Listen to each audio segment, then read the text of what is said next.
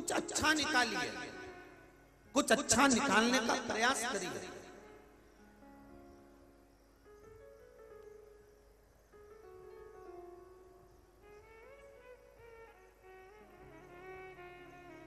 कितना सुंदर दर्शन अशोकनगर का होता है साहब। हम जहां से चलते हैं सांसद महोदय जी के घर से, बीच में कोई केले बांट रहा है, कोई बिस्कुट के पैकेट बांट रहा है, कोई लड्डू बांट रहा है, कोई सामान बांट रहा है, कोई सारी सात जात पूरे जितने धर्म के लोग हों, चाहे वो सिख धर्म के हों, जैन धर्म के हों, चाहे वो पंजाबी धर्म आदि जितने भी हैं, मैं आपको नतमस्तक को प्रणाम करता हूं आपकी भक्ति के आगे। धन्य हैं आप।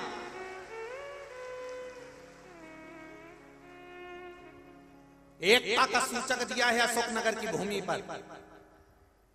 कहीं दिगंबर जैन, कहीं श्वेतांबर जैन, कहीं सिख समाज, कहीं ब्राह्मण समाज, कहीं क्षत्रिय, कहीं वैश्य, कहीं शूद्र, हर तरह का व्यक्ति, एक छोटे से छोटे तबके का भी व्यक्ति, एक छोटे से छोटे जीव भी सेवा में लगा हुआ है। हम रात को भी देख रहे थे, हम आए मिलने तभी भी हमने देखा, और दिन में जाते हैं आते हैं तभी भी हमने देखा कि वास्तव में समर्पण किसको कहते हैं, स्नेह किसको कहते हैं, वात्सल्यता किसको कहते हैं, ये अशोकनगर की धरा से सीखना चाहिए, यहाँ के पुण्यमय भूमि से सीखना चाहिए। क्या मिलता है, क्या दिया है, क्या प्रदान किया है।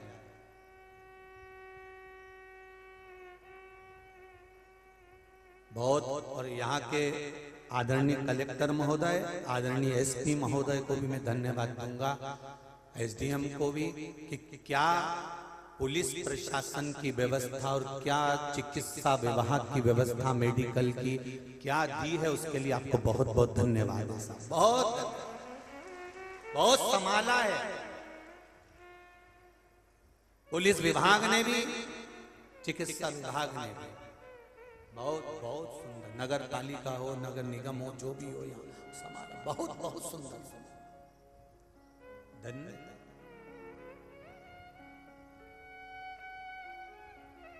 और जब अपने नगर में कोई धार्मिक आयोजन हो तो मेरा निवेदन है, जैसे आज आप सब सातों जात सारे धर्म एक हो गए हैं, जब अशोकनगर में कोई धार्मिक कार्य हो या अपने नगर में हो तो ऐसे एक हो जाना चाहिए, ऐसी एकता होना चाहिए। ये एकता का बिंदु है, ये सुख है। और जब सब एक हो जाएंगे तो किसकी सामर्थ्यता है फिर कोई आंख दिखा ले। 3 बैल, कितने बैल? 3 बैल जंगल में घूमते ठाठ से शान से, 3 बैल जंगल में घूमते हैं ठाठ से और शान से। शेर शिकार करने आता है और बैल उसको मारकर भगा देते। शेर ने एक व्यक्ति से पूछा कि मैं बैलों का शिकार कैसे कर सकता हूं, ये तो मुझे मार कर भगा देते हैं। तो विद्वान था वो व्यक्ति, उसने कहा एक काम करो कि इन बैलों में आपस में झगड़ा करा दो। जब बैलों में झगड़ा हो जाएगा सब एक दूसरे से दूर हो जाएंगे, कोई किसी के साथ नहीं चलेगा। जब अकेला रह जाएगा तो कभी भी निपटा लेना। और उस शेर ने एक को बुलाया, उसको भड़काया कि तेरा भाई बैल ऐसा है, वो ऐसा है, वो इस धर्म का है, वो इस संप्रदाय का है, वो इस जगह का है। उसने ऐसा कह दिया, उसने वैसा कह दिया। अब बैलों में झगड़ा हो गया, कोई किसी के साथ जंगल में नहीं जाता, सब अकेले अकेले जाते हैं। पहला बैल जंगल में अकेला गया और अकेला गया तो उसका शिकार शेर ने करा। दूसरे बैल देख रहे थे, उन्होंने कहा कौन बचाए? अरे अभी तो लड़कर गया था, मेरा मेरा कर रहा था, अब जा अच्छा शेर इसको खाए। एक को बेल को शेर खा गया, दूसरा बेल फिर जंगल में गया, उसको भी खा लिया गया, तीसरा बेल फिर जंगल में गया। तो शेर ने पूछा उस बेल से, बेल तुझे मालूम है कि तेरे साथ वाले ये भाई कैसे मरे हैं? बेल कहता है मैं तो जानता था कि ये तेरी चाल है कि इन सब धर्मों को, सब शास्त्रों को, सब तरह के सनातनियों को एक दूसरे से विभाजित कर दो, फिर एक एक करके निपटा दो। ये राजनीति तो पहले से चली आ रही है। अरे शेर, मैं समझ गया था, ये मेरी बुद्धि में बैठ गया था और मैं जानता हूं कि अब मेरा भी शिकार हो जाएगा। तो अशोकनगर वासियों और जितने आस्था चैनल पर और फेसबुक यूट्यूब पर कथा सुन रहे हैं, सनातन धर्म में एक होकर रहना। तुम्हारा बाल बांका नहीं हो सकता, तुम्हारा कोई शिकार नहीं कर सकता। जब टूटोगे तो शिकार हो सकता। जब एक दूसरे के विरोध में खड़े हो जाओगे तो कोई तुम्हारा शिकार कर सकता है, पर जब तक एक बनकर रहोगे किसी की सामर्थ्यता नहीं है साहब।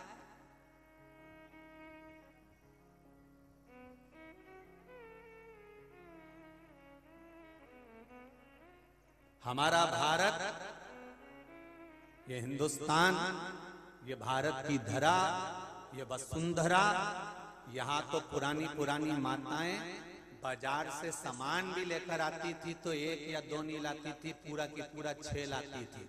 अगर गिट्टी का, वो धागे की गिट्टी होती है ना, वो एक लाती नहीं थी, सेट लेके आती थी। कितनी गिट्टी का सेट? अरे बोलो जम क्या, 6 गिट्टी, 12 गिट्टी।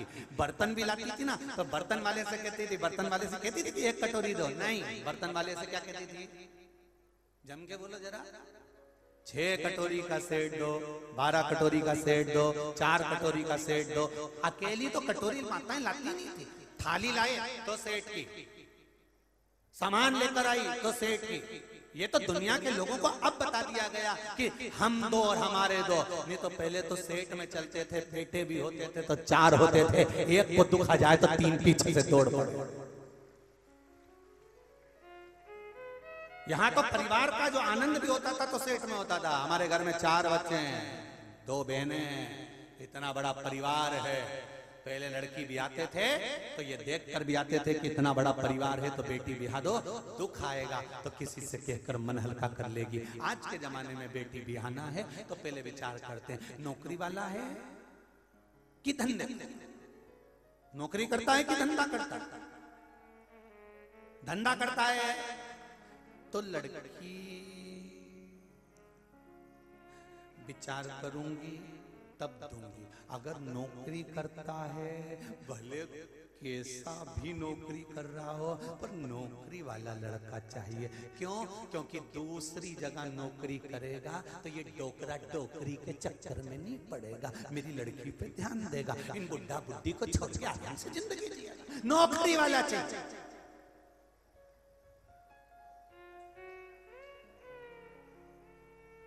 और नौकरी वाला भी ज्यादा बड़ा परिवार नहीं चाहिए। सास ससुर हो, सास नहीं हो तो बहुत अच्छी बात है। सबसे ज्यादा दिक्कत तो इनसे ही है। पर ये नहीं समझते कि घर की एक नारी, घर की एक माँ, घर की एक स्त्री, घर की एक बहन, घर की एक बेटी अगर घर में है तो उस घर में लक्ष्मी कहां से आती है ये मालूम नहीं पड़ पाता। जब तक माँ है, जब तक बेटी है, जब तक बहन है, जब तक बुआ है, उस घर में बरकत कहां से होती है ये मालूम नहीं पड़ पाता। नारी जिस घर, स्त्री जिस घर में है,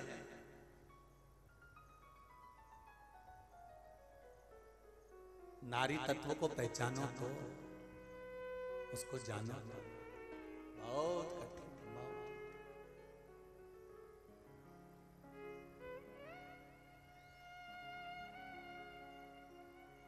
महेंद्रनाथ क्या कहना चाहते हैं? महेंद्रनाथ जी कहते हैं मैं जाएगा तो स्वर्ग जाऊंगा।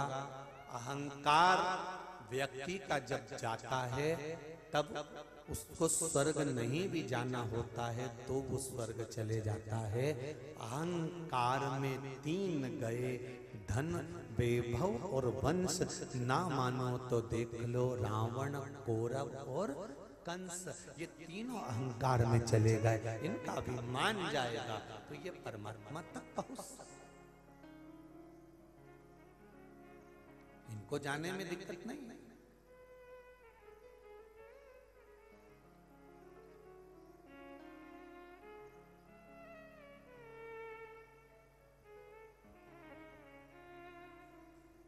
क्या मिला? कोई आपसे कहे शिव महापुराण की कथा में गई थी, 7 दिन कथा सुनी, पंडाल में 7 दिन तक पड़े रहे।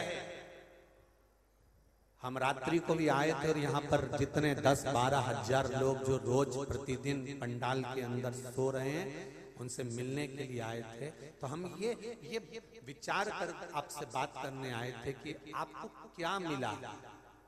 ये विश्वास कहता है इस व्यासपीठ का, जितनी जगह कथा करते करते आए हैं वहां भी फोन लगाकर पूछ लेना, और ये पत्र इसका निर्णय देते हैं कि क्या मिलता है शिव महापुराण की कथा सुनकर। जब कथा सुन लोगे 7 दिन पूरे हो जाएंगे, आप अपने घर में तारीख लिख लेना कि इतनी तारीख को कथा विराम हुई थी और उसका 3 महीना मिला लेना। कुछ ना कुछ मेरा देव अधिदेव महादेव आपके यहाँ कर ही देता है, ये निश्चित है।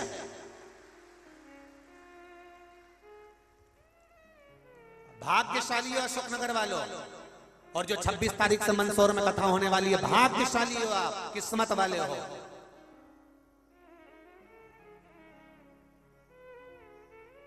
लाखों लाखों लोग कल जितने पंडाल थे कहीं जगह नहीं, और आज भी पूरे पंडाल गाड़ियों की छतों पर लोग बैठे हैं, कहीं तानों पर चढ़ चढ़कर, सीलिंगों के पास में लोग चढ़कर बैठे हुए हैं। कहाँ जगह? कितना विश्वास होगा आपका, कितना भरोसा होगा आपका। ना तो यहाँ पर आपको कोई प्रसाद बांटा जाता है, ना आपको कोई पैसा देकर बुलाता है। केवल एक चीज के बल पर आप यहाँ आते हो, और वो है शंकर जी के प्रति आपका विश्वास, उसके सिवा कुछ।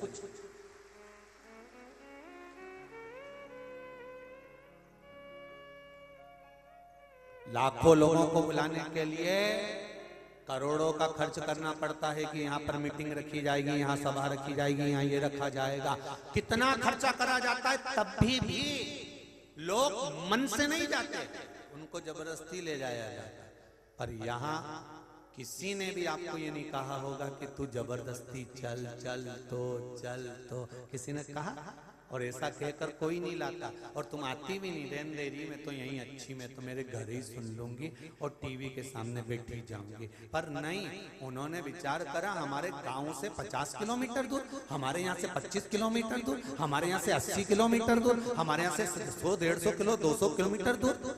कई लोग ट्रालियां भर भर कर लेकर आए। जब हम लोग आते समय तो इधर से आते, जाते समय इधर से जाते, क्योंकि भीड़ बहुत रहती है। तो हमने देखा लोग ट्रालियों में भर भर कर आए। उनसे भी निवेदन है, तुम भक्तों को ट्रालियों में भर कर लेकर आए हो, 3 महीने में सोयाबीन कितना भर कर लेकर जाते हो, ये भी अंदाजा लगा लेना, ये भी अंदाजा लगा लेना। अभी भक्तों को भर कर लेकर आए और 3 महीने के अंदर सोयाबीन कितना भरते हो और कितना मिलता है। एक पत्र आया है, देखिए उस पत्र को।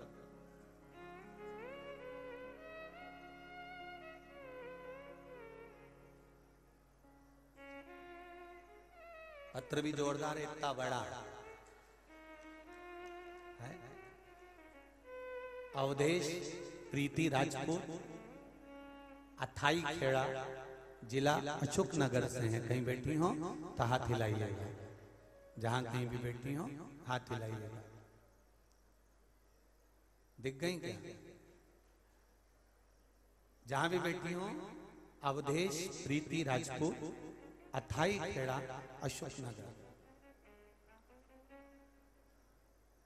3 साल से कथा सुन रही हूं, जल का क्या महत्व है जान गई। 1 लोटा जल से क्या मिल सकता है ये मैंने पहचाना। काली मिर्च चढ़ाने से, चावल का दाना चढ़ाने से, मूंग चढ़ाने से, बेलपत्र चढ़ाने से क्या मिलता है मैं जानती हूं।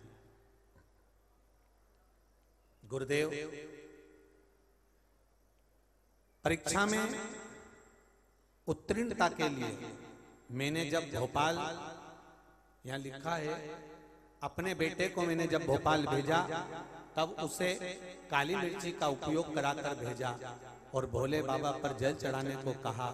वह उसी उपाय को करके गया, तब उस परीक्षा में उत्तीर्ण हो गया और उसे भोपाल के कॉलेज में एडमिशन मिल गया। आज वो BHMS कर रहा है और उसकी दूसरी साल की पढ़ाई चल रही है। 8 अगस्त 2021 में जब आपने अष्टमी की पूजा बताई, तब हमारे यहाँ अथाई खेड़ा में इतना जल बरसा कि चारों तरफ जल की जल। तब मैंने इसी पूजा को करने की सोची, तो उसी दिन हमारे घर में भी पानी भर गया था। फिर हमें सारे दिन बाहर खड़े रहे और हमारी जो धनिया थी, धनिया लगाई होगी, वो धनिया रखी थी, वो सारी की सारी धनिया खराब हो गई। मन में आया कि गुरुजी ने तो उपाय बताया था और मालूम पड़े इतना पानी गिरा, पूरी धनिया 50 कुंटल धनिया खराब हो गई। गुरुदेव, हम बड़े दुखी हुए। धनिया हमने सुखाया और सुखाकर मार्केट लेकर गए, तो ये मन में था कि इस धनिया की कीमत नहीं मिलेगी। पर गुरुदेव जब धनिया को मार्केट में लेकर गए और धनिया को मार्केट में रखा, जो अच्छे धनिया की कीमत नहीं मिल पाई, वो खराब धनिया की कीमत 3 गुनी प्राप्त हुई। ये शिव है। थोड़ी परीक्षा जरूर लेता है, थोड़ी बहुत परीक्षा लेने में पीछे नहीं हटता।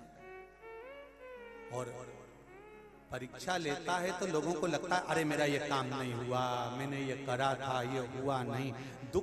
दुखी हो जाता है, मन अंदर से टूट जाता है। पर शिव महापुराण की कथा कर रही है, अगर शंकर पर विश्वास है और 1 लोटा जल अगर शिव जी को चढ़ाया है, एक बेलपत्र शंकर भगवान को समर्पित करी है, एक चावल का दाना अगर आपने शंकर जी को चढ़ाया है, शिव जी को एक बार मुख से श्री शिवाय नमस्तुभ्यं बोला है, तो भले थोड़ी परीक्षा लेगा और टूट जाओगे, पर ये निश्चित तुम्हें बिखरने नहीं देगा, वापिस झोली भरकर आगे बढ़ा देगा। वो शिव है, वो शंकर है, औघड़ी है।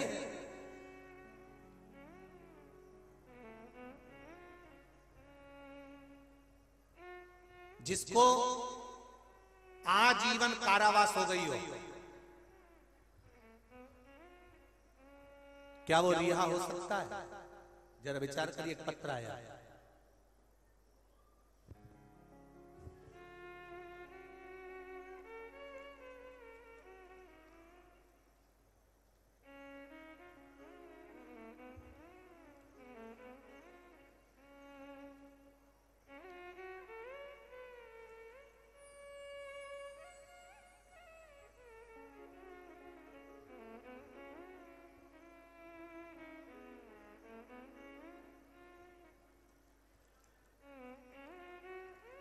मेरा नाम धनबाई कुशवाहा है, मैं जिला गुना मध्य प्रदेश की रहने वाली हूँ। कहीं बैठी हूँ तो हाथ हिलाई लाई। मेरे पुत्र को झूठे केस में फंसा दिया गया और जिससे उसे आजीवन कारावास की सजा हो गई थी। आजीवन कारावास हो गया था। गुरुजी, मुझे किसी ने बताया, जिसमें 2021 से मैंने आपकी कथा सुनना प्रारंभ किया, किसी ने बताया कि कथा सुनो, उससे कुछ मिलेगा जरूर। मुझे कुछ समझ नहीं आ रहा था, फिर मैंने मंदिर जाना शुरू किया और आपके बताए अनुसार 1 लोटा जल शिव जी को जल चढ़ाना प्रारंभ करा। फिर मैंने पशुपति व्रत करना प्रारंभ करा। तीसरा पशुपति व्रत हुआ और मेरे बेटे को जमानत मिल गई और उसकी रिहाई बाद में हो गई। ये शिव है। औघड़ी अकाल मृत्यु वो मरे जो काम करे चंडाल का, और काल उसका क्या बिगाड़े जो भक्त हो महाकाल का। शंकर के उपासक शिव की भक्ति कोई साधारण नहीं हो सकती।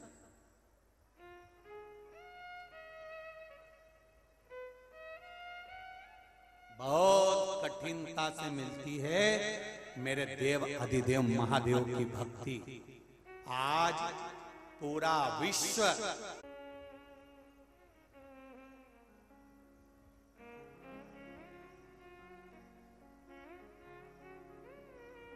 फिर निवेदन करूंगा, मौका मिले अपने नगर में, अपने शहर में, अपने क्षेत्र में, जब शिव महापुराण की कथा हो, सारी जात, सभी समाज, सभी धर्म, सभी वर्ण, सभी संप्रदाय एक होना चाहिए। निंदा नहीं, बुराई नहीं, हमारे शिव की ओर अग्रसर होकर सनातन धर्म की एक पहल सम्मुख मिलाकर छोड़ना चाहिए। एक होकर जीवन का वो आनंद कहीं नहीं मिल सकता।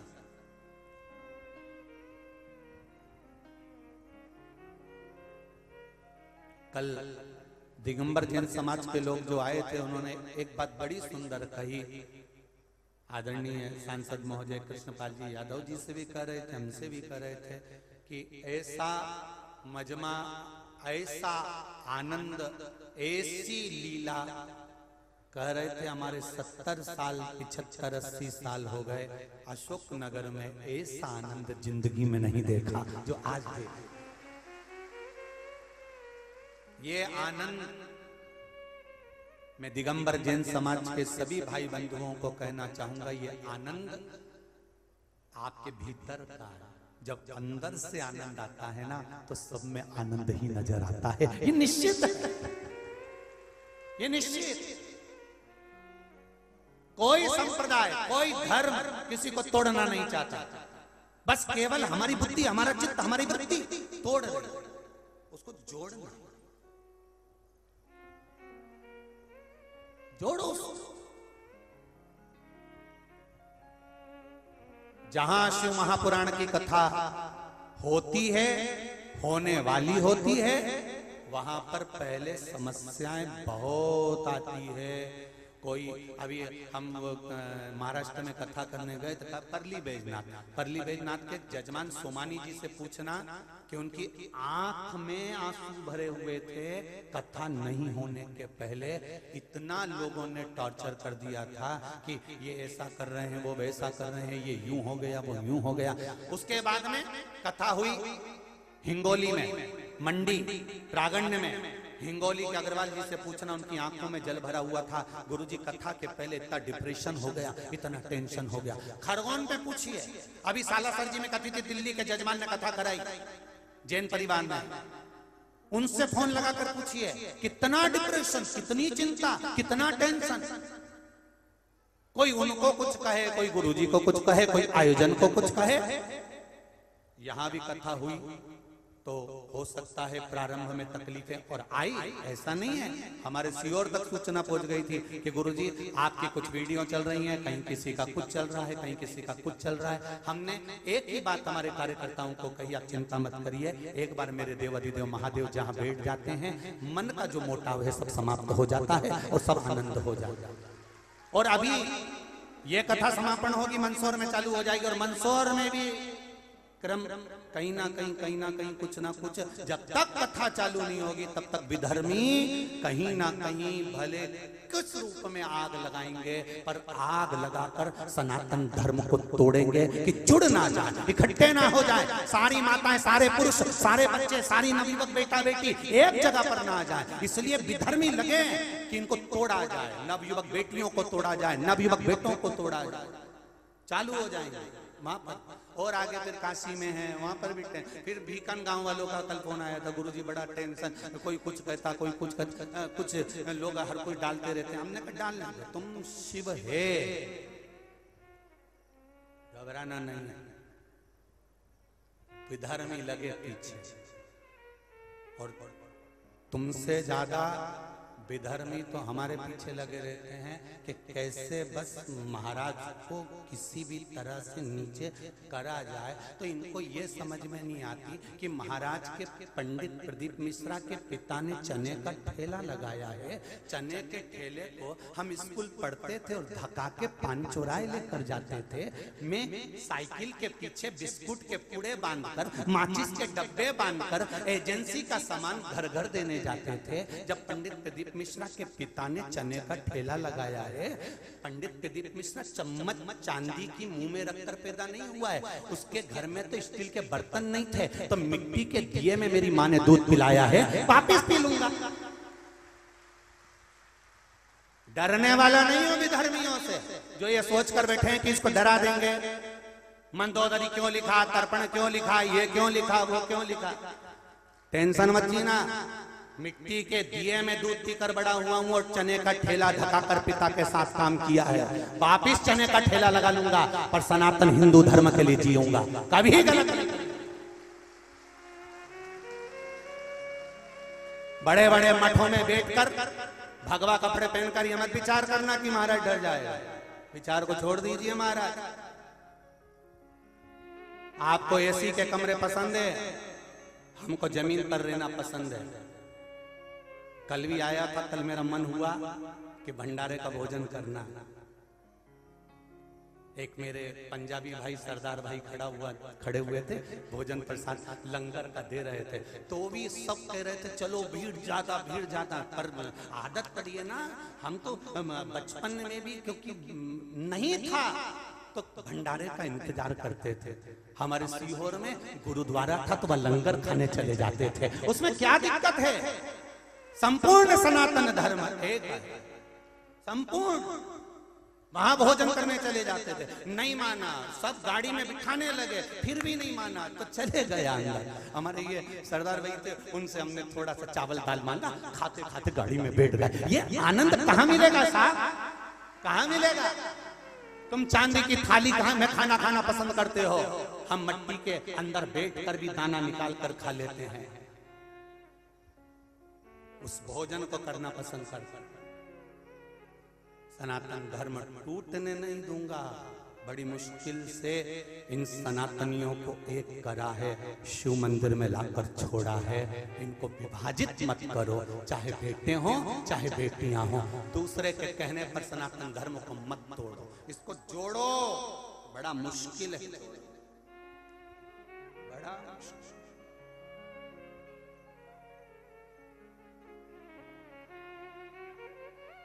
फिर वही बात, उठो जवान देश के वसुंधरा, ये देश है पुकारा, ये देश है पुकारता। उठो जवान देश के वसुंधरा पुकारती, उठो जवान देश के वसुंधरा पुकारती।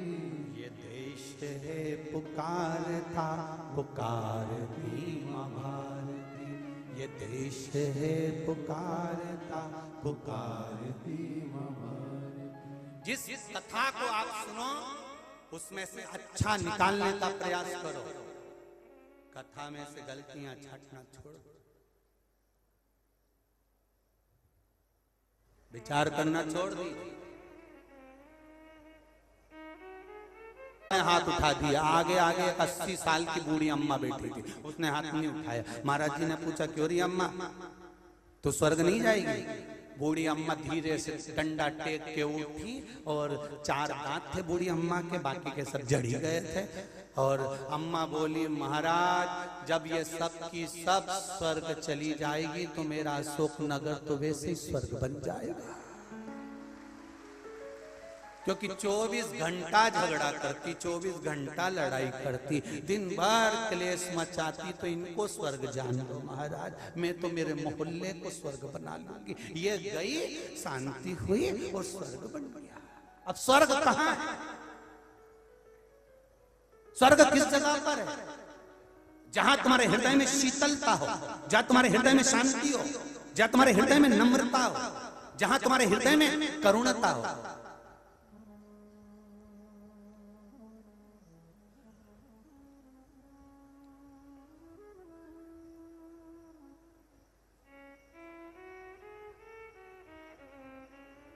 तुम्हारे भीतर की नम्रता, तुम्हारे भीतर का आनंद, तुम्हारे भीतर का सुख तुम्हें परमात्मा के आनंद में लाकर छोड़ देता है। बस अभिमान जाना चाहिए। अहंकार में 3 गए धन वैभव और वंश, ना मानो तो देख लो रावण कौरव और कंस। ये अभिमान में चले गए, अभिमत्ता में, अहंकार में चले गए।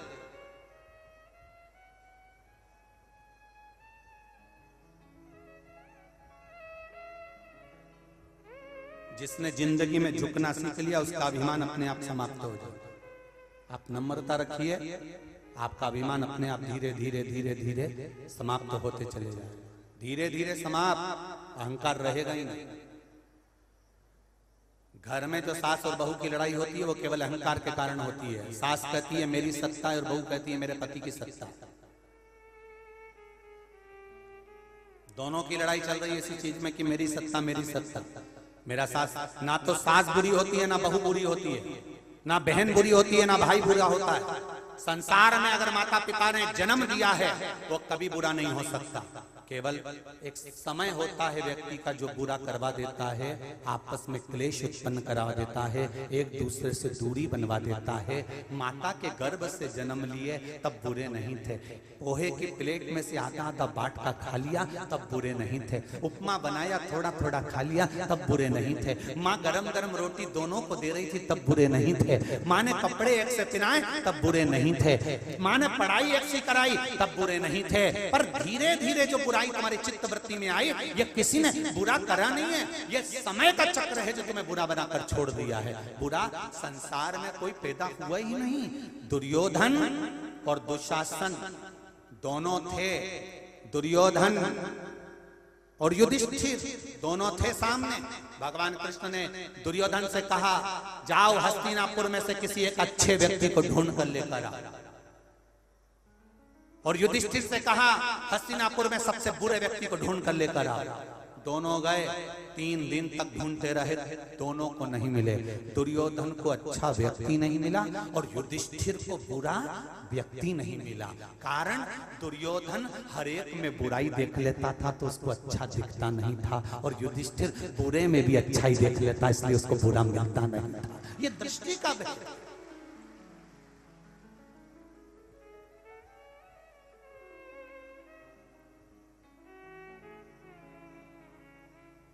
ये दृष्टि का भेद है। आप अच्छा ढूंढोगे तो आपको अच्छा मिलेगा, कथा में से अच्छाई छाटोगे तो अच्छाई मिल जाएगी, कथा में से बैठकर दिन भर बुराइयां छाटते रहोगे तो बुराइयां मिल जाएगी। दिन भर बैठकर बुराइयां छाटेंगे तो बुराई मिलेगी। और बुराई छाटने वाले थे तो भगवान राम ने भी बुराई छाट ली। जब राम जी महाराज ने गिद्धराज जटायु का अंतिम संस्कार करा तो वहां पर खड़े हुए कई लोगों ने मन में सोच लिया बताओ इनका पिता राम राम राम राम कहकर मर गए तो उनका अंतिम संस्कार नहीं करा और दूसरे का करते फिर। जब राम जी को नहीं छोड़ा जीजी अशोक नगर वाली, तो तुम्हें और हमें छोड़ेंगे दुनिया के लोग?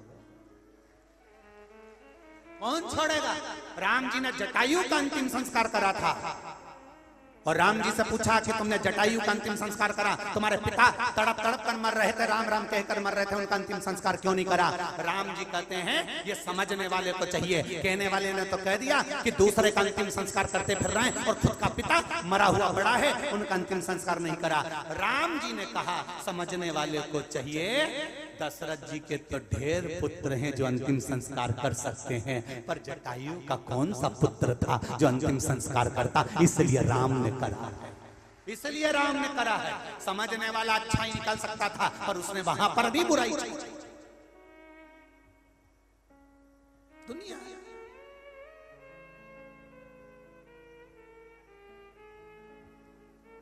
पर अशोक नगर की पावन धरा ने ये सिद्ध कर दिया कि हमारा अशोक नगर राजराजेश्वर की धरा है। यहाँ शिव और शक्ति दोनों विराजमान हैं। जहाँ सुख ही सुख है, जहाँ बुराइयां नहीं देखी जाती अच्छाई देखी जाती है, हर व्यक्ति में अच्छाई ढूंढी जाती है। ये वो अशोक नगर की पावन है, साधारण नहीं है। केवल अच्छाइयां ढूंढने में पूरा अशोक नगर रहा। आगे बढ़कर सेवा प्रेम समर्पण देते गए।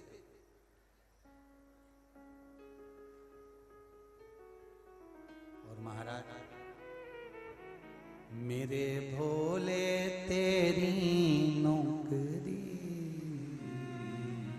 सबसे बढ़िया सबसे तेरे दरवाजे की चाबी सबसे बढ़िया सबसे मेरी किस्मत किस्मत का जब गुल खिला, तब जाकर के ये दर मिला। मेरी किस्मत का जब गुल खिला, तब जाकर के ये दर मिला। मिल गई मुझको चौखट तेरी, मिल गई मुझको चौखट तेरी। सबसे बढ़िया है सबसे करीब, भोले बाबा तेरी नौकरी। सबसे बढ़िया है सबसे करीब, भोले बाबा तेरी नौकरी। सब गाइए आओ। सबसे बढ़िया है सबसे करीब, तेरे दरवाजे की चाकरी। सबसे बढ़िया है सबसे करीब, तेरे दरवाजे की चाकरी। सबसे बढ़िया है सबसे करीब। आओ।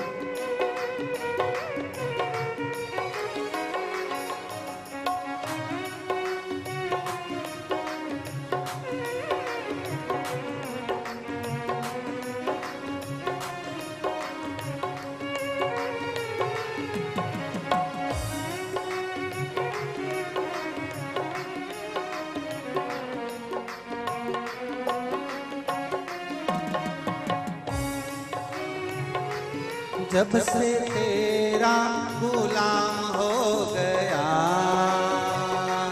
तब से मेरा भी नाम हो गया। जब से तेरा गुलाम हो गया, तब से मेरा भी नाम हो गया। जब से तेरा गुलाम हो गया, तब से मेरा भी नाम हो गया। जब से तेरा गुलाम हो गया, तब से मेरा भी नाम हो गया।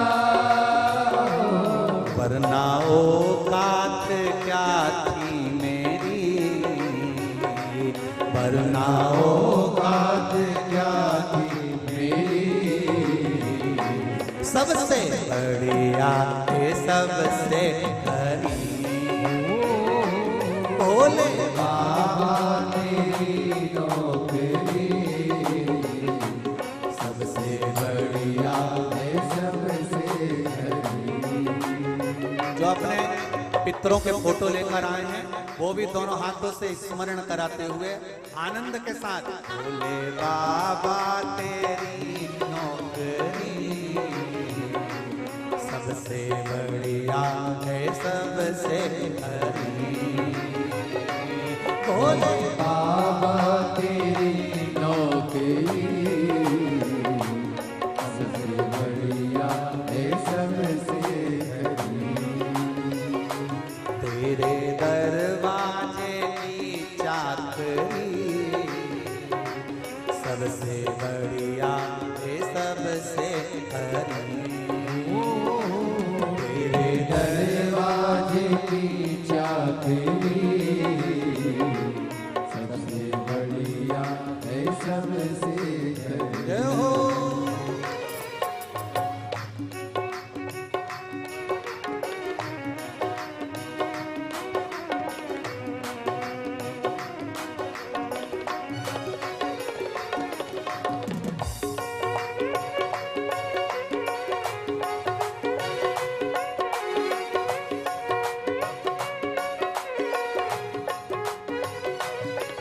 सबको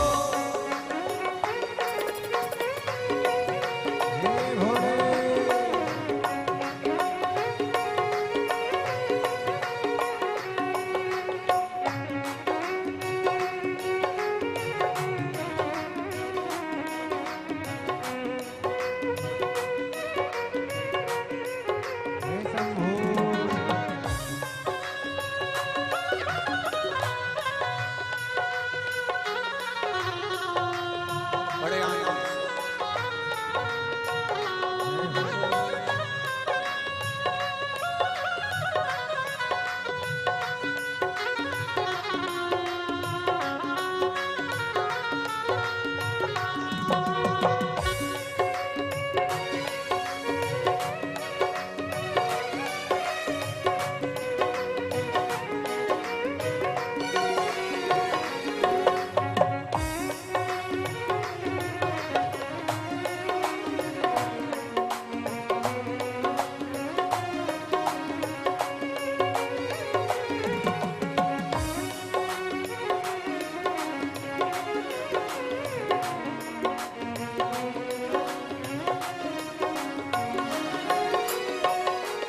जब से तेरा गुलाम हो गया तब से मेरा भी नाम हो गया। जब से तेरा गुलाम हो गया तब से मेरा भी नाम हो गया। जब से तेरा गुलाम हो गया तब से मेरा भी नाम हो गया। जब से तेरा गुलाम हो गया तब से मेरा भी नाम हो गया। वरना औकात क्या थी मेरी, वरना औकात क्या थी मेरी सबसे बढ़िया है सबसे हरी। भोले बाबा तेरी नौकरी सबसे बढ़िया है सबसे हरी।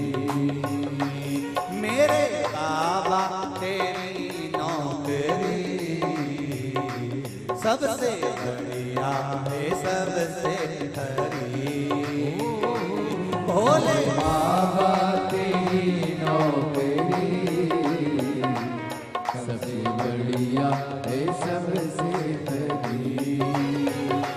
भोले बाबा तेरी नौकरी सबसे बढ़िया है सबसे हरी। भोले बाबा तेरी नौकरी सबसे बढ़िया है सबसे हरी। सबसे बढ़िया है सबसे हरी। सबसे बढ़िया है सबसे हरी।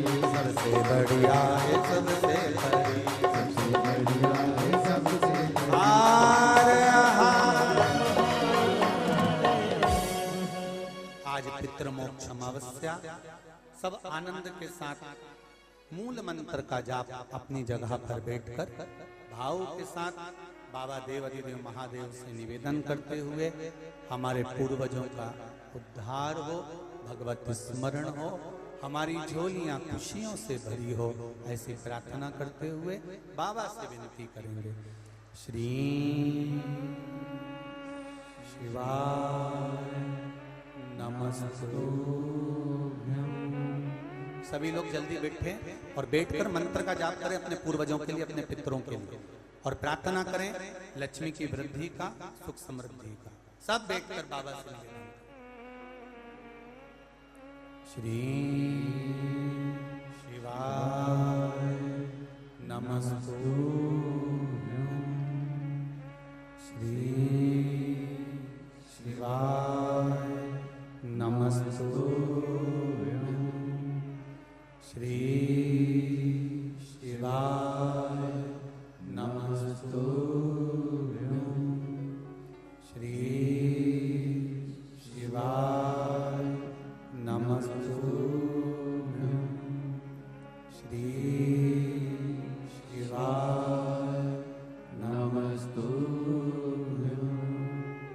भोला सब दुख काटो मारा, ओ भोला सब दुख काटो मारा।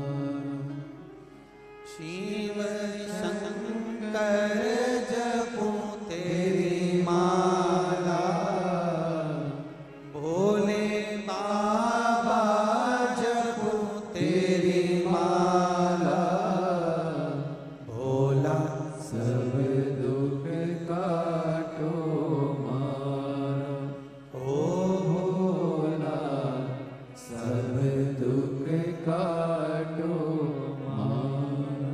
भगवान शिव की कथा कर रहे हैं। जहां प्रेम है वहां भक्ति है, और जहां शिव है वहां शक्ति है। कहा मंथन के समय पर विष निकला, विष के पहले 5 गौ माता प्रकट हुई। विष निकलने के पहले 5 गायों का प्रागट्य हुआ। पहला नंदा, दूसरी सुभद्रा, तीसरी सुरभि, चौथी सुशीला, 5वीं बहुला। ये 5 गाय विष निकलने के पहले प्रकट हुई। कारण क्या है?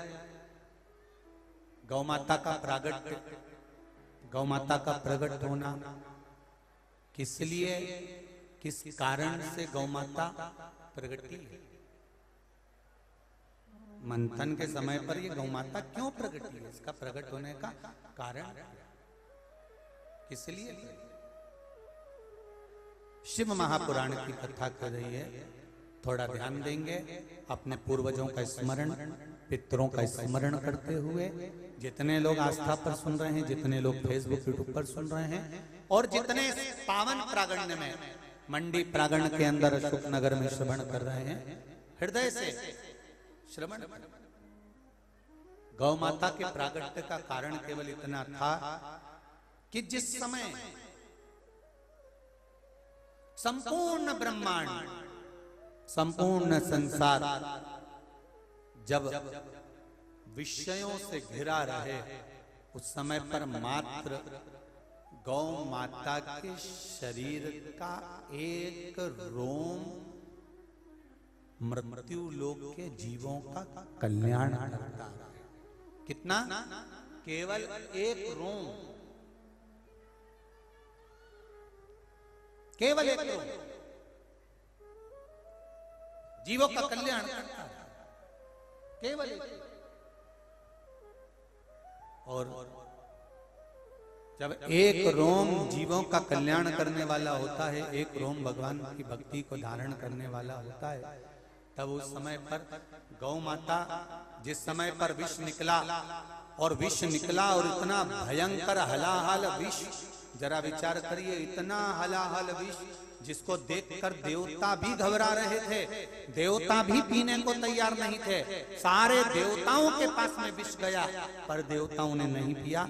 आखिरी में सारे देव उस विष को लेकर तुरंत देवाधिदेव महादेव के पास पहुंच गए और शिव जी के पास पहुंचकर कहा कि बाबा ये विष आया है, आप पी लीजिए। शंकर कौन? घर के सबसे बड़े। शिव कौन? घर के देव, आदिदेव, महादेव, जो घर के सबसे बड़े।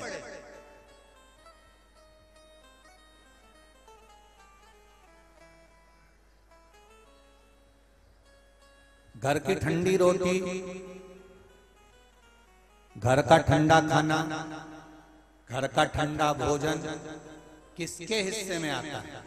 जो घर का बड़ा होता है उसके हिस्से में।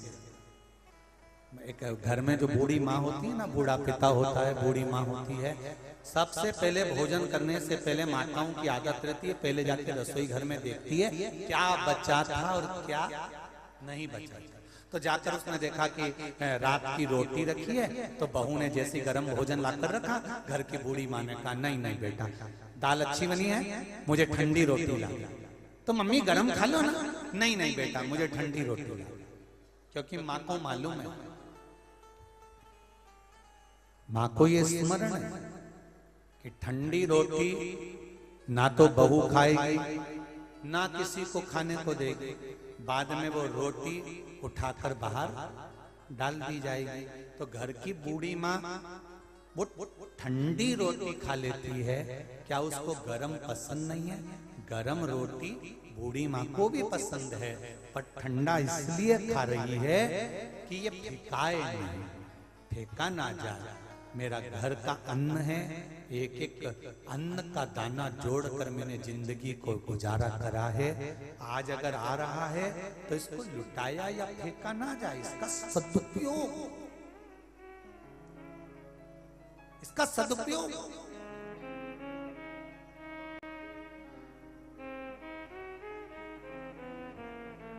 क्या विष, क्या अमृत? क्या शंकर भगवान को अमृत नहीं चाहिए था? भगवान देवाधिदेव महादेव को भी अमृत प्रिय है। भगवान देवाधिदेव महादेव को भी अमृत की प्रियता है। अमृत की प्रियता महादेव को है।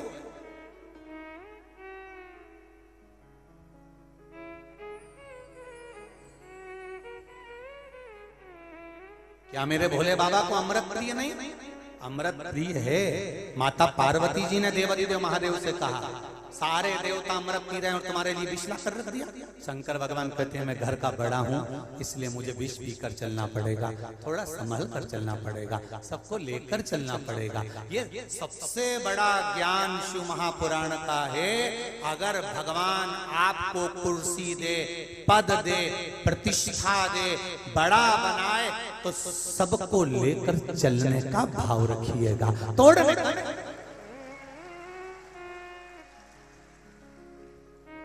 सबको लेकर चल।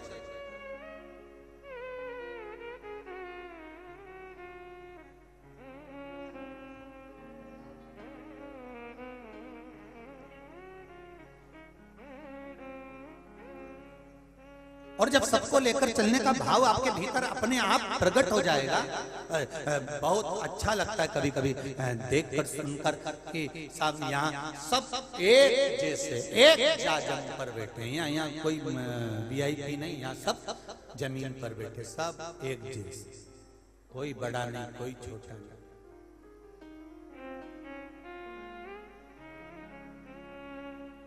सब एक जाजम पर बैठे। बहुत अच्छा लगा। यहाँ मंत्री भी आए तो भी जमीन पर बैठे, विधायक भी आए तो भी जमीन पर बैठे, सांसद भी आए तो भी जमीन पर बैठे। और यहाँ के जो सांसद महोदय ने कथा कराई, 7 दिन जमीन पर बैठकर कथा का रसतत्व ग्रहण करा। जो भी चाहे नगर पालिका के अध्यक्ष जो भी यहाँ पहुंचे हों, सब भूमि पर बैठकर कथा का रसतत्व ग्रहण करे। ऐसा लगा कि 7 दिन की कथा में कहीं राजनीति सामने नहीं आई। इसके लिए पूरी अशोकनगर को धन्यवाद, पूरी अशोकनगर को धन्यवाद। कहीं राजनीति सम्मुख, सबके लिए द्वार, सबके लिए आनंद। साधु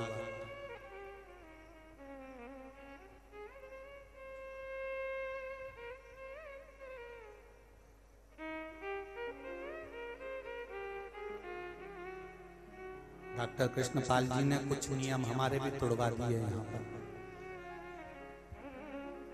हम अपने कमरे से नहीं निकलते, कथा, सत्संग, संध्या, उपासना, लाला की सेवा, महादेव की पूजन, छोटा शिव जो हमारे साथ हमारी बैग में रहता है उसकी भक्ति करना, रुद्राक्ष का जितना स्मरण कर सकते हैं उतना स्मरण करना, जितना बेलपत्र का स्मरण कर सकते हैं उतना उसका स्मरण करना, शिव नाम का जाप करना। हम नहीं निकलते, पर बहुत सालों के बाद ये सांसद महोदय ने नियम तोड़वा दिया। शाम को 6 साढ़े 6 बजे पूरे घर में देखो तो ढेर लगे पड़े, कहे गुरुजी सबसे मिलना है, सब आए हैं। अब आ ही गए तो मिलो सब से, बैठो बैठो। बहुत बहुत कुछ नियम तुमने तोड़वा दिया है, बाबा की कृपा। पर अच्छा लगा सभी से मिलकर।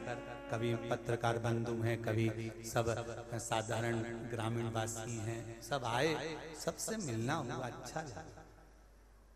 सबसे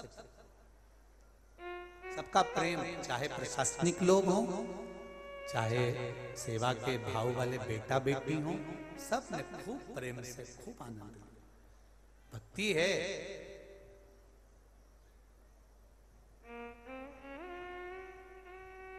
भूमि का भी प्रभाव होता है।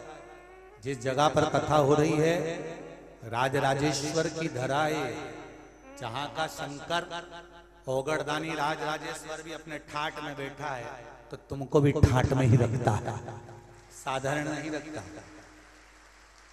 राजराजेश्वर के दर्शन करे होंगे अशोकनगर मंदिर में, आराम से ठाट में बैठा, मस्त, कोई चिंता नहीं। इधर पार्वती जी भी हाथ जोड़ के बैठी है, तुम आराम से बैठो स्वामी, और महादेव जी ऐसे बैठे और पार्वती जी हाथ जोड़ के बैठे, दोनों अलमस्त होकर आनंद के साथ। और पास में गणेश जी भी बैठे हैं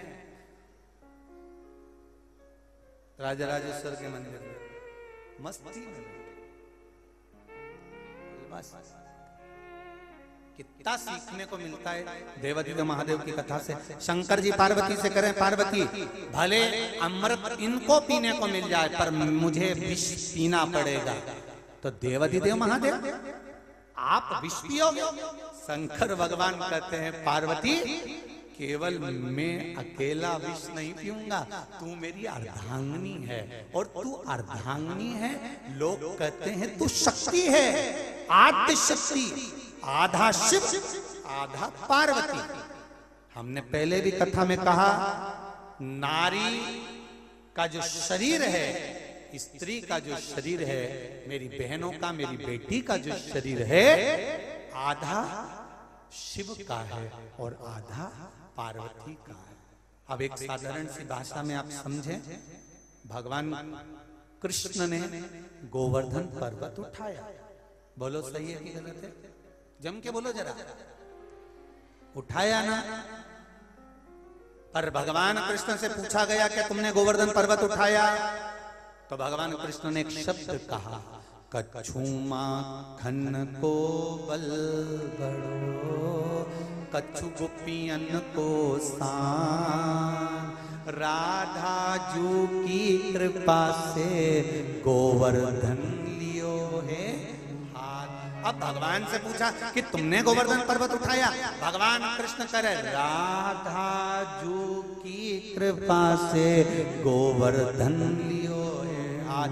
तो संतों में भ्रम उत्पन्न हो गया। संतों ने कहा भगवान कृष्ण ने कैसे कह दिया कि राधा जी की कृपा से गोवर्धन पर्वत उठाया? तो किसी ने पूछा आप बताओ कि राधा जी की कृपा कैसे हुई? तो भगवान कृष्ण ने कहा गोवर्धन पर्वत मैंने सीधे हाथ से नहीं उठाया, गोवर्धन पर्वत मैंने उल्टे हाथ से उठाया। तो उल्टा पति का जो अंग होता है वो पत्नी का होता है, इसलिए पर्वत उठाने वाली राधा जी है। मैं तो कमर पे हाथ रखकर खड़ा था। सीधा अंग पुरुष का और आधा अंग स्त्री का।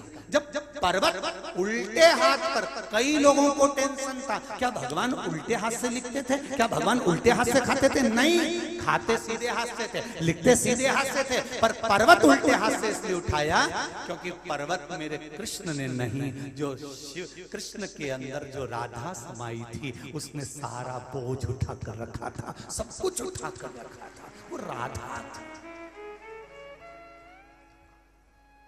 तुम्हारा आधा टेंशन तो तुम्हारी जो अर्धांगिनी है वो झेल लेती है महाराज। पर्वत उठाकर चिंता मत करो, तुम तो कमर पर हाथ रखो, कमर कसो, बाकी का टेंशन। राधा जी कछु माखन को बल बड़ो, कछु गोपियन को, राधा जू की कृपा से गोवर्धन। ये राधा की कृपा कुछ हो गई तो पर्वत हस्त कमल पर ले लिया, पर्वत हाथों पर ले लिया। तो यहाँ शिव कह रहे हैं मैं अकेला विष नहीं पीऊंगा, पार्वती मैं अकेला विष नहीं पीऊंगा। तो विष कौन पिएगा?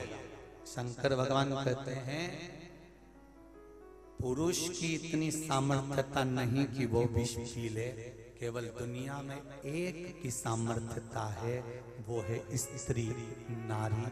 विष पीकर भी अपनी जिंदगी को जीती है, अपने जीवन को आगे। केवल एक नारी, केवल एक स्त्री विष पीकर भी अपनी जिंदगी को आगे बढ़ाती है। कितना दुख बड़ी हुई समझाया गया। भाई से होड़ मत करा कर, वो तेरा भाई है, दबा कर रखा गया। सही कपड़े पहनाकर भाई की होड़ मत करा कर। समझाते समझाते शादी कर दी तो वहां पर भी दबाव बना दिया गया। पति है तुम्हारा, सम्मान करा करो, होड़ मत करा करो, ज्यादा अपनी बुद्धि मत चलाया करो, शांति से रहा करो, घर में रहो।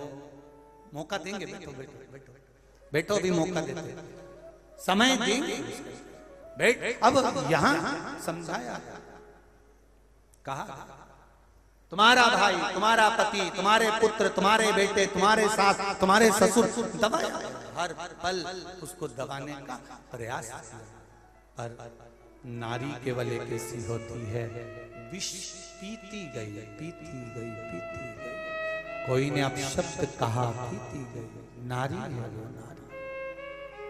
और शक्ति कितनी प्रबल है उसकी। मैं अकेला विष नहीं पीऊंगा। शिवजी कहते विष तुम्हें पीना है पार्वती। पार्वती कहती है मैं, हाँ, क्योंकि संपूर्ण परिवार का, संपूर्ण ब्रह्मांड का जो बोझ है वो माता पार्वती के ऊपर है। आप खुद शिवलिंग देखिए, शिवलिंग में जो ये कटी होती है ये पार्वती जी हैं, उसके ऊपर शिवलिंग रखा हुआ है। संपूर्ण 33 कोटि देवी देवता शिवलिंग में हैं, और 33 कोटि देवी देवताओं को जो हाथ पर झेली हुई है वो केवल एक मेरी दुर्गा भवानी आदिशक्ति पार्वती, केवल उसके सिवा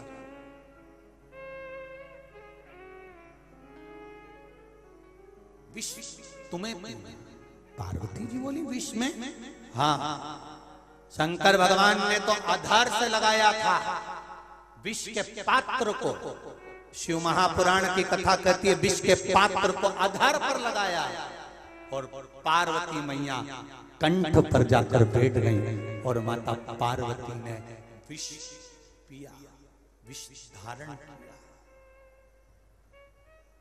शंकर भगवान विष नहीं पिए, शंकर भगवान ने तो केवल एक ही बार विष पिया था, जिस समय पूतना भगवान कृष्ण को विष पिलाने आई थी, अपने स्तनों में विष लगाकर पिलाने के लिए आई। और उस समय भगवान कृष्ण छोटे से, उन्होंने याद कर लिया, भोलेनाथ आओ। शंकर जी ने पूछा क्यों विष पीना है? पूतना आई है मुझे मारने के लिए। शंकर भगवान पार्वती से कैसे गए, तू जा। शंकर भगवान पहुंच गए, भगवान कृष्ण के गले में जाकर बैठ गए और बैठते से भगवान शंकर ने विष पी लिया, पूतना के स्तनों का विष। जब शंकर भगवान ने पिया, शिव जी को चक्कर आ गए और ब्रज रज में गोवर्धन के पास शंकर भगवान चक्कर खा के नीचे गिर गए, तो उस जगह का नाम चकलेश्वर महादेव पड़ गया। आज भी गोवर्धन परिक्रमा में चकलेश्वर महादेव। कौन कौन गया चकलेश्वर महादेव? करें दर्शन आप लोगों ने। गिरिराज जी की परिक्रमा करने जाओ तो बीच में चकलेश्वर महादेव पड़ते हैं। चकलेश्वर, जहां चक्कर खा गए भगवान भी। कितने पति का जरा सा बीपी ऊंचा नीचा होता है तो पलंग पर पड़ा रहता है, और नारी का बीपी ऊंचा नीचा रहता है तो भी रसोई घर में काम करती रहती है। शक्ति है वो, आद्य शक्ति, जो विष पीकर भी अपने भीतर उतारने के बाद भी अपने जीवन को आनंदमय जी, वो नारी। आज किसी ने एक पत्र भेजा था, उस पत्र में लिखा था, गुरुजी क्या मंदसौर में जो शिव महापुराण की कथा मिल रही है, उस कथा में हमें नवरात्रि के कुछ उपाय प्राप्त हो सकते हैं? बिल्कुल। 7 दिन की शिव महापुराण की कथा, जो मंदसौर पशुपतिनाथ की नगरी, मंदोदरी माता का मायका, रावण की जो ससुराल है, उस पावन धरा से जो कथा मिलेगी, उस कथा में पहले दिन कौन सा उपाय, माता रानी को किस चीज का सामग्री चढ़ा दी जाए जिससे हमारे जीवन में लक्ष्मी की कभी कमी ना आए। दूसरे दिन अगर शरीर में रोग आ गया, बीमारी आ गई, तो दूसरे दिन क्या चीज, उसको कथा के दूसरे दिन, तीसरे दिन, रोज प्रतिदिन का वर्णन उस कथा के माध्यम से कर दिया जाएगा। जिसके यहाँ संतान नहीं होती हो, जिसके यहाँ कर्जा बढ़ रहा हो, तो उसमें प्रतिदिन उसका वर्णन आए, आप उसका स्मरण करें, उसी दिन स्मरण करें, प्राप्त होगा। प्राप्ति का केंद्र है आद्य शक्ति। कंठ पर बैठ गए, विष का पान किया, मां विष का पान करी, कंठ पर बैठ। बहुत पीना पड़ता है विष, बहुत। शिव जी का कंठ जला। पार्वती जी ने शिव जी से कहा, कंठ में मैं बैठी हूं और जलन हो रहा है, एक काम करिए नाथ, जो गौ माता प्रकट हुई है, 5 गाय जो प्रकट हुई है, उन 5 गाय का दूध निकालिए, आपका अभिषेक करवाइए। शंकर भगवान का अभिषेक गाय के दूध से होना चाहिए। पर आज के जमाने में लोग गौ माता को ज्यादा नहीं रखते,